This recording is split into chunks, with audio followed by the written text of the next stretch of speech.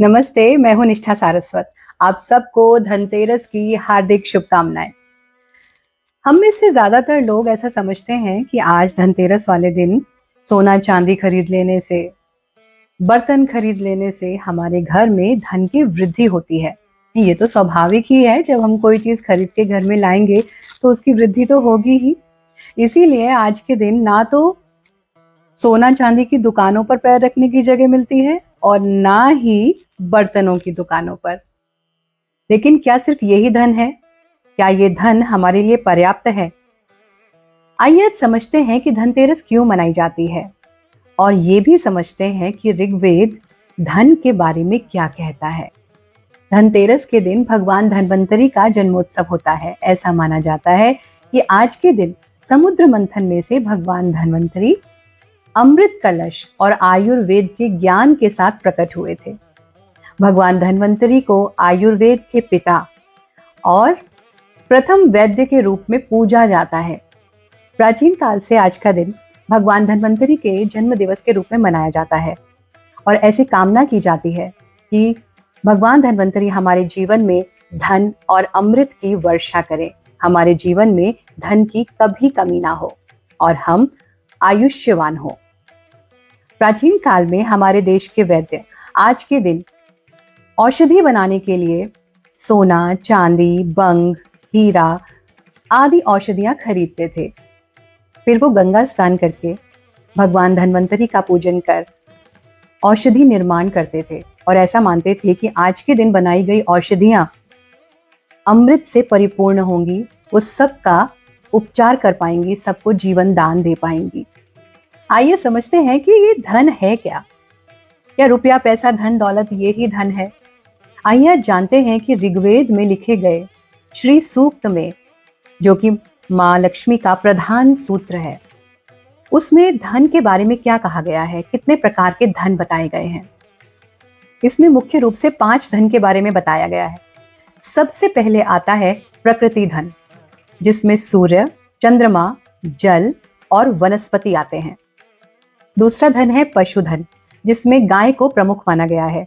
तीसरा धन है आरोग्य और आयुष्य, लंबी उम्र और स्वस्थ जीवन। चौथा धन है हमारा परिवार, हमारे संबंध। और पांचवा धन है श्री, यानी संपत्ति और सम्मान। जो लोग श्री सूक्त का नित्य पाठ करते हैं वो इस बात को बहुत अच्छे से समझ पाएंगे। तो आज बस इतना समझें कि रुपया, पैसा, धन दौलत सिर्फ ये ही धन नहीं है। हमारे संबंध, हमारी प्रकृति और हमारा स्वास्थ्य, ये भी सबसे बड़ा धन है। आज समझिए कि जब एक बच्चे को अपने माता पिता की आवश्यकता होती है और उस समय वो अपना मोबाइल दूर रख के, अपना टीवी बंद करके जब बच्चे की बात को ध्यान से सुन लेते हैं, वो ही बच्चे के लिए धन है।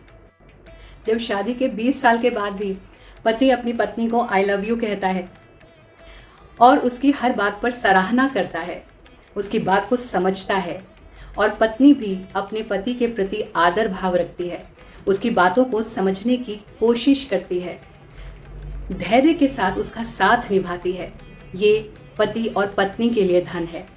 जब माता पिता बूढ़े हो जाते हैं और उन्हें अपने बच्चों के प्रेम और करुणा की आवश्यकता होती है, उस समय जब बच्चे उनका ध्यान रखते हैं, उनकी बात को सुनते हैं, तो वो उनके लिए धन होता है।